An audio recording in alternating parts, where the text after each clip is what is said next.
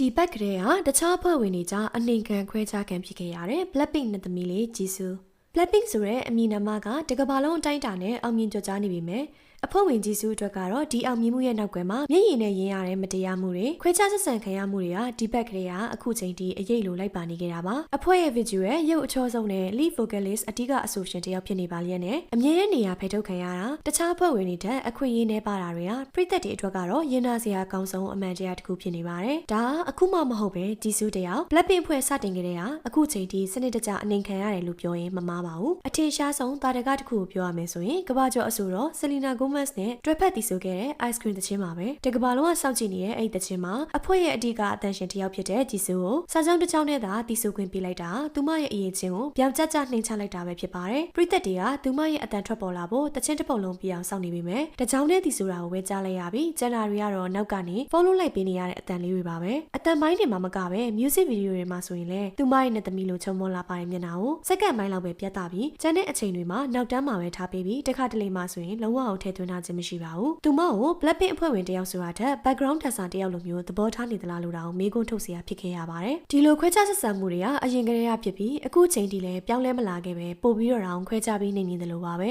အခုနောက်ဆုံးထွက်ရှိထားတဲ့ album မှာလည်းပို့ပြီးသိသာထင်ရှားလာတာကအထူးသဖြင့်ဂိုးသချင်းအပါအဝင်သချင်းလေးပုံစလုံးမှာဂျီဆူရဲ့ solo တည်ဆိုမှုက10မိနစ်တောင်မပြည့်ခဲ့တာကိုတွေ့ခဲ့ရပါတယ်အဲ့ဒါတွေမကသေးပဲ MTV တွေမှာလည်းသူမရဲ့ပုံရိပ်တွေကိုတခြားအဖွဲ့ဝင်တွေထက်တိတိတတ်တာရှော့ချပြတ်တာတာကြောင့်ပရိသတ်တွေကြားမှာအကြီးအကျယ်ဒေါသထွက်စရာဖြစ်ခဲ့ရပါတယ်ရုပ်အချိုးဆုံးဖြစ်ပါလျက်နဲ့သူမရဲ့ video ကိုဖုံးကွယ်ထားတာမျိုးအတန်အကောင်းဆုံးဖြစ်ပါလျက်နဲ့တီဆိုခွင့်ကိုကန့်သက်ထားတာတွေဟာသူမအပေါ်ထားရှိရဲ့မတရားတဲ့စနစ်တကျခွဲခြားမှုတွေပဲဖြစ်ပါတယ်အဲ့ဒီလိုနှစ်ပေါင်းများစွာအနေခံခွဲခြားခံနေရတာကိုဂျီဆူကဝန်နေပြီမဲ့လေအဖွဲ့ဝင်ညီမလေးတွေအပေါ်ထားတဲ့တန်ရောစင်နဲ့ပရိသတ်တွေပေါ်ထားတဲ့မေတ္တာတရားကြောင့်သာအမြဲတမ်းပြုံးပြုံးလေးနဲ့တီးခံကြောဖြစ်နေကြတာပါဒါပေမဲ့2025ခုနှစ်မှာတော့သူမကဒီလိုအချုပ်နှောင်နေကြကရုံထွက်ပြီးကိုပိုင် agency Bliss ကိုတည်ထောင်ကသူမရဲ့တကယ့်တန်ဖိုးနဲ့အရေးအချင်းတွေကိုကဘာကိုလှလှပပကြီးချပြနေပါပြီကိုပိုင်ရုပ်ရှင်တွေရိုက်ကူးတာအပြင်ကိုပိုင်သချင်းတွေထုတ်လုပ်တာနဲ့အတူအမှုပညာကိုစိတ်ကြိုက်လွတ်လပ်စွာလှုပ်ရှားလာနိုင်တာကသူမအတွက်ကတော့အမောင်ထုကနေအလင်းရောင်စီကိုထွက်လာနိုင်တာပဲဖြစ်ပါတယ်ဒီကုန်းချုပ်ပြောရရင် Blackpink ရဲ့အကြီးဆုံးအဖွဲ့ဝင်ဖြစ်တယ်လို့အလှဆုံးနဲ့အတန်အကောင်းဆုံးအဖွဲ့ဝင်ဂျီဆူဆိုတာ